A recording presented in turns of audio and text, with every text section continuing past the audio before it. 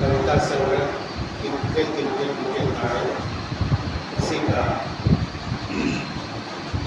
एक भाग है। शीर्षक है इंटर कॉलेज का प्रोफेसर। और इस सरकार, क्योंकि सरकार नहीं बिहार में उसने भी तरह शिक्षा नीति लागू। आप पढ़ाइए लेकिन आपको मिलेगा कुछ। तो भी तरह शिक्षा नीति के खिलाफ ही मेरी कविता है और इस लेकर के लिखा था कि यह कविता मेरी मर जाए। और संघर्ष करते करते मुझे याद है कि माननीय मुख्यमंत्री जी आज के और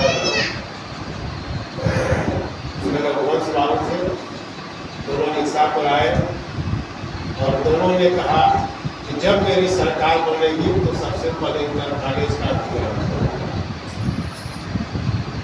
9 बार बन चुकी है, अधिग्रहण नहीं हुआ। हुआ क्या, डेफिसिट ग्रांट के लिए गवर्नमेंट 20-20 में कुछ पैसा इन लोगों को मिल जाता है। उसी पर एक कविता जो मार्मिक है लिखा मैंने कि मेरे मित्र को इंजीनियर दोस्त मिल गया। मैं इंटर कॉलेज में मेरे मित्र को इंजीनियर दोस्त मिल गया, होटल में ले गया, पैरा को ऑर्डर दिया, रसगुल्ला आया, मेरे मित्र ने उठाया फिर रख दिया। दोस्त ने कारण पूछा, बतौने लगा कल से भी बच्चे सभी भूखे हैं, न पास में पैसे हैं, न बीबी की जेवर है, न घरारी है, न बारी है, सभी बेच के नौकरी पाई है। उसने डोनेशन देकर के रखा। अब देखिए आगे क्या होता है। राम का वनवास कट गया। वनवास कितने दिन का था? 14 साल। 14 साल में भी सरकार ने अधिग्रहण नहीं किया, कॉलेज की सरकार ने। राम का वनवास कट गया, महाभारत का अज्ञातवास कट गया। जब एक साल और बढ़ा, 15 साल में भी सरकार ने अधिग्रहण नहीं किया। तो राम का वनवास कट गया, अज्ञातवास कट गया, स्वर्गवास चालू है। यानी जो इंटर कॉलेज में लोग थे बूढ़े होकर के मरना भी शुरू हो गया। आत्मदाह बाकी है, लेकिन जल के नहीं मरा, लेकिन स्वर्गवास चालू है, आत्मदाह बाकी है। अब देखिए उस परिवार में जो बच्चे हैं और कितना अभाव में जीता है। हम लोग तो साइंस पढ़ाते थे, 5 बजे सवेरे शुरू करते थे, फिर कॉलेज जाते थे, 9:30 बजे तक फिर ट्यूशन पढ़ाते थे। लेकिन जो आर्ट्स हमारे टीचर थे, प्रोफेसर थे, उनको बहुत दिक्कत होती थी। तो उसमें आज लिखा आगे, एक दिन मोनू पूछ रहा था मम्मी से, पापा कौन सी नौकरी करते हैं जो मेरे वास्ते रसगुल्ला नहीं वास्ते? भोलन का पापा रिक्शा चलाते हैं, रोज उसके वास्ते रसगुल्ला लाते हैं। उसके पापा को कोई प्रणाम नहीं करते, मेरे पापा को सभी प्रणाम करते हैं। जरूर उसके पापा से बड़ी पापा की नौकरी है। आज बहाना नहीं चलेगा, आज रसगुल्ला लाना ही होगा। तभी एक सर्जन ने पूछा क्या करते हैं आप? तो जवाब था इंटर कॉलेज का प्रोफेसर। ये व्यंग है सरकार पर। और एक कविता है, मतलब मैं पटना गया था, उसमें हाईकोर्ट में केस चल रहा था। जो से राष्ट्रीय पुस्तक मेला लगा हुआ था गांधी मैदान में, मैं भी वहाँ गया तो अनाउंसमेंट सुना, अगर कोई कवि है तो आकर के अपना नाम रजिस्टर्ड करा दे। मैं गया, रजिस्टर्ड करा दिया। और जो कविता कहने जा रहा हूँ उस पर मुझे फर्स्ट प्राइज दिया गया, एक मेडल दिया, सर्टिफिकेट दिया। और थोड़ा समझाना पड़ेगा, क्योंकि बायोलॉजी से संबंधित है, हम समझाते जाएंगे। तो ईमानदार पर है, और मैं चाहता हूँ कि यह कविता भी मेरी मर जाए, यानी सब लोग ईमानदार हो जाएगा तो मेरी कविता ऑटोमेटिकली मर जाएगी।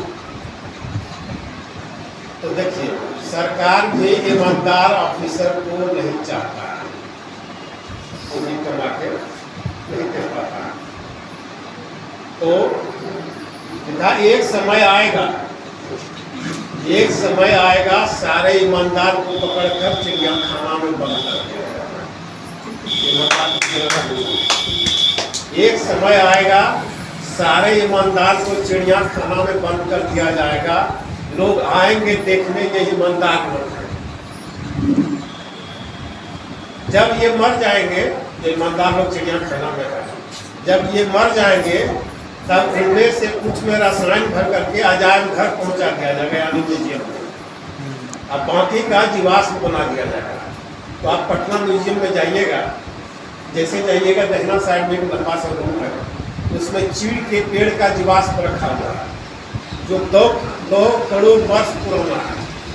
जब पेड़ नीचे दब जाती है तो धीरे धीरे काउंटर में मतलब कि लाख करोड़ वर्ष के बाद वो पत्थर में परिणत हो जाता है।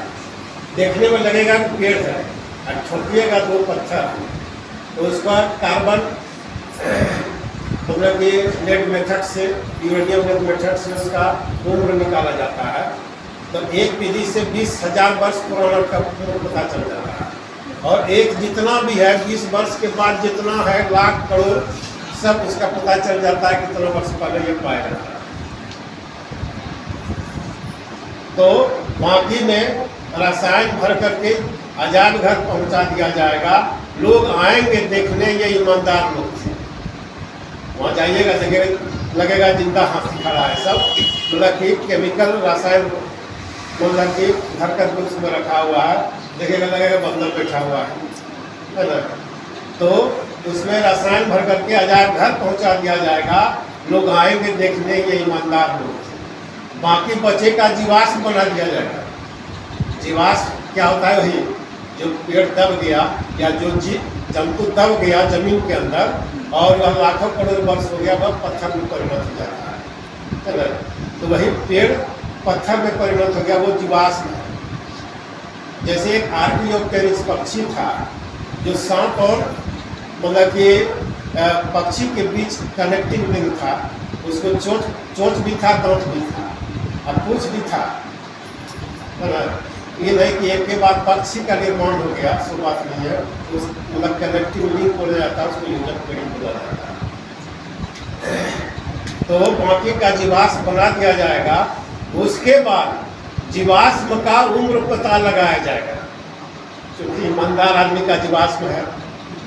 तब फिर उस विधि से मतलब कि उसका उम्र पता लगाया जाएगा कि ये ईमानदार लोग कितने वर्ष पुराने थे, यानी इनकी उम्र क्या है। तब उनके उम्र का पता चलेगा कि ये ईमानदार लोग कितने पुराने हैं। तब इनके ईमानदारी के जीन पर शोध चलेगा। हमारा जो शरीर है, जो सेल है, जैसे मक्खन की इकाई ईंट है, उसी तरह शरीर की इकाई जो है कोशिका है। कोशिका में न्यूक्लियस पाया जाता है, जिसमें क्रोमोसोम्स पाया जाता है। उस क्रोमोसोम्स पर में जीन पाया जाता है। जीन क्या है? वह गुणों को दर्शाता है। आदमी में जितना गुण है वही क्रोमोसोम्स के कारण होता है। उसमें मतलब कि कुछ पेरेंटल होता है और कुछ जो है नया गुण किया जाता है। कुछ माता पिता का गुण रहता है और कुछ क्रॉसिंग ओवर में क्या होता है कि इसका खंड जुट करके इसमें जुट जाता है, इसका खंड जुट करके इसमें जुट जाता है। क्रॉसिंग ओवर के कारण जिसका नया गुण आ जाता है। तो वही जीन क्या है? गुणों को दर्शाता है। तब इनके ईमानदारी के जीन पर शोध चलेगा, और ईमानदारी के जीन का पता चलते ही इच्छुक व्यक्ति में वो जीन समाहित कर दिया जाएगा। आगे इसी विधि से ईमानदार बनाया जाएगा, आगे इसी विधि से ईमानदार बनाया जाएगा, आगे इसी विधि से ईमानदार बनाया जाएगा। क्योंकि आप देखते हैं जब शादी में लोग लड़का देखने जाते हैं तो लड़की वाला पूछता है कि लड़का को अलगी आमदनी है कि नहीं। वेतन पर भरोसा नहीं है, अलग ही आमदनी है कि नहीं। तो इस पर मैंने कविता लिखी और वो फर्स्ट प्राइज दिया उसे। आज प्राइज रखा और मेडल सब रखा हुआ है। ठीक है। और मदर्स डे और वैलेंटाइन डे ये हिंदुस्तान में भी चल रहा है। लोग जानते नहीं हैं इसके पीछे कारण क्या है, क्योंकि ये आयातित त्यौहार है हमारे यहाँ। जो हमारा पश्चात सभ्यता है, जिसको यूरोप कहते हैं, अमेरिका कहते हैं, तो वहाँ क्या है कि शादी नहीं होती थी। जब वैलेंटाइन थे तो हिंदुस्तान आए कि यहाँ देखिए भाई पति पत्नी शादी होती है, जो बच्चा होता है सबका अलग अलग मतलब की संज्ञा है। माँ है, चाची है, काकी है, दादी है, नानी है, मौसी है, फूआ है, और वहाँ आंटिए में सब है। मौसी के ये आंटिए में आ जाएगा, है ना, फूआ के ये आंटिए में आ जाएगा। तो उसके बाद क्या था कि जब यहाँ आया देखा परिवार है, साथ रहता है ना, तो उसको बहुत अच्छा लगा और अपने देश में जा कर के शादी करने का प्रचार करने लगा और शादी करवाने लगा।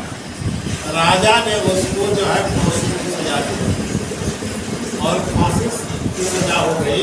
और जिस दिन फांसी की सजा हो गई उसी दिन को वैलेंटाइन डे मनाया जाता है। तो हिंदुस्तान में तो इसको मनाने की जरूरत है नहीं, लोग मनाते हैं, मतलब पढ़ा लिखा लोग देखते हैं, हम फेसबुक पर आता है, जबकि हम पहले ही डाल देते हैं। और ये फादर्स और मदर्स ने क्या है कि पाश्चात्य सभ्यता में वहाँ शादी नहीं करता था।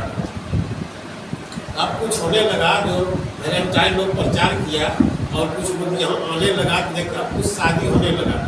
तो उस समय शादी नहीं होती थी और बच्चा को जो प्लूटो जिसको दार्शनिक बोलते हैं, मतलब कि उसको भगवान मानता है बस। और वह कहता है, वह प्लूटो कह रहा है कि बच्चा आनंद में बाधा है। तब क्या करता था बच्चा को, तो बच्चा को मतलब कि छोड़ दिया जा करके चर्च, या जो रूसो बोलते हैं, रूसो बहुत बड़ा दार्शनिक था, 5 संतान को 2 को चर्च में दे दिया और 2 को टोकरी में सड़क पर दे दिया, कुत्ता में रखा गया उसको। ये स्थिति है वहाँ। और एक बच्चा को घर पर रखा। तो वहाँ अब जो आती है मदर्स डे या फादर्स डे, तो जो चर्च में बच्चा पढ़ता है तो जानता है कि हमारा बच्चा है, तो साल में एक बार जब माँ के साथ भोजन करता है, क्योंकि घर में वो नहीं रहता है, चर्च में रह रहा है, सारा खाना पीना पढ़ाई लिखाई वही चल रहा है। और जब साल में एक बार माँ के साथ खाना खाता है उसको मदर्स डे कहा जाता है।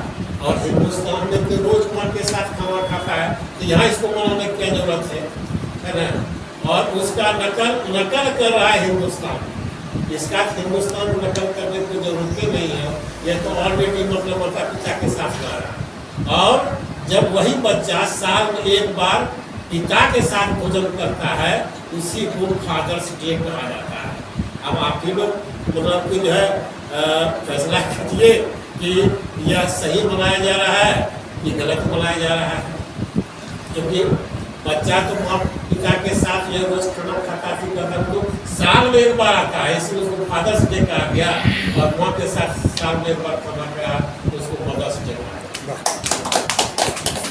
हर फेंकता है आदमी, आज आदमी पर पत्थर फेंकता है आदमी। सचिन डार्विन ने कहा था कर्तव्य बंधन था आदमी। दूसरी कविता इन्होंने जो लिखी है, तो हम लोग हरिश्चंद्र नाटक पढ़ते थे, उसमें एक जगह हरिश्चंद्र ने लिखा है कि टूट टाट घर टपकत खटियो टूट, पी के बाद सुख समान सुख सके जो टूट। अगर पिया का साथ है तो टूटा फूटा घर भी सब चलेगा। और मैं आग्रह करता हूँ कि एक कविता में और पाठ करना चाहता हूँ, क्योंकि जो युवा पीढ़ी को संदेश देना है कि माता या पिता किस दुख तकलीफ से अपने सारे सपने को रखकर अपने सारी कमाई को पुत्र के पीछे लगाकर और अंत में वह हार बैठती है, उस माता का दर्द बयान इस कविता में मैंने किया है। वह माता दुर्भाग्यनी थी, जमकर बेटा सौभाग्यनी थी, मगर वैधव्य जीवन की गंवानी थी। वैधव्य के आंसू दुखों में झाड़ती थी, वैधव्य के आंसू दुखों में झाड़ती थी, यानी विधवा हो चुकी थी, उसके पति भी नहीं थे।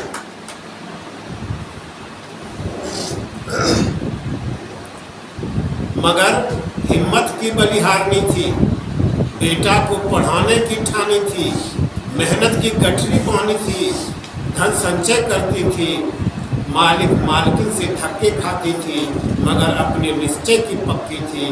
दिन रात ताने सुनती थी, मगर मुन्ना को पढ़ाने के सपने बुनती थी। किसी के ठेला से मुन्ना की आँख फूटी थी, किसी के ठेला से मुन्ना की आँख फूटी थी, जैसे ढेला से किसी के ढेला से मुन्ना की आँख फूटी थी, जैसे जीवन में दुखों की अंबार लगी थी। देकर अपनी आँख मुन्ना को रोशनी बनी थी, देकर अपनी आँख मुन्ना की रोशनी बनी थी। रोग से मुन्ना की किडनी फेल हो चुकी थी, रोग से मुन्ना की किडनी फेल हो चुकी थी, देकर अपनी किडनी खुद बीमार पड़ी थी। देकर अपना खून मुन्ना में जान फूक चुकी थी, देकर अपना खून मुन्ना में जान फूक चुकी थी, देखकर मुन्ना को तन मन कर्म पथ पर लग चुकी थी,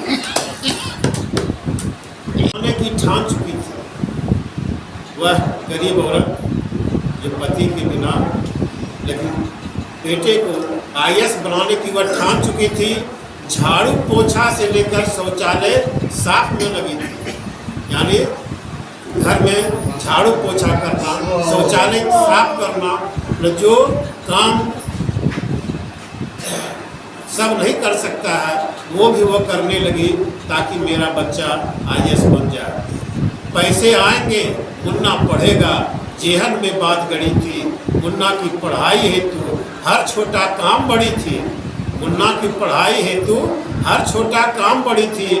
माता का संकल्प दिवस विजय दिवस में बदल गया, माता का संकल्प दिवस विजय दिवस में बदल गया, पर माता का विजय दिवस दुख दिवस में बदल गया, और माता का विजय दिवस दुख दिवस में बदल गया।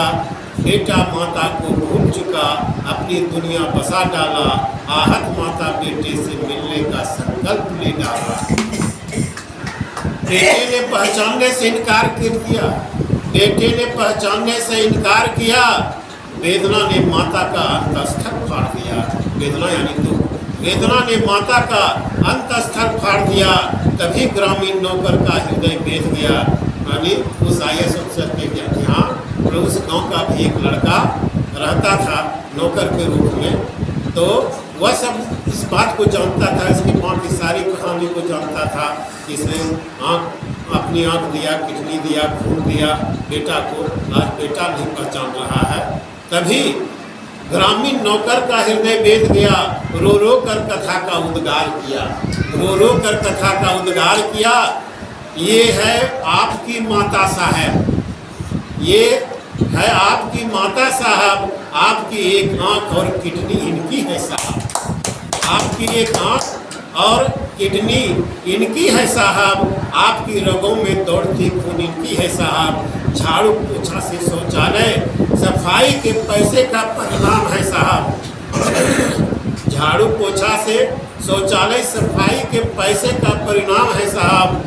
आज आप IAS है साहब, आज आप IAS है साहब, ये माता नहीं आपकी माँ माता है साहब। बेटा बहू माँ, माँ कर दौड़ी जब, बेटा बहू माँ कर दौड़ी जब, माता परलोक सिधार चुकी थी, माता परलोक सिधार चुकी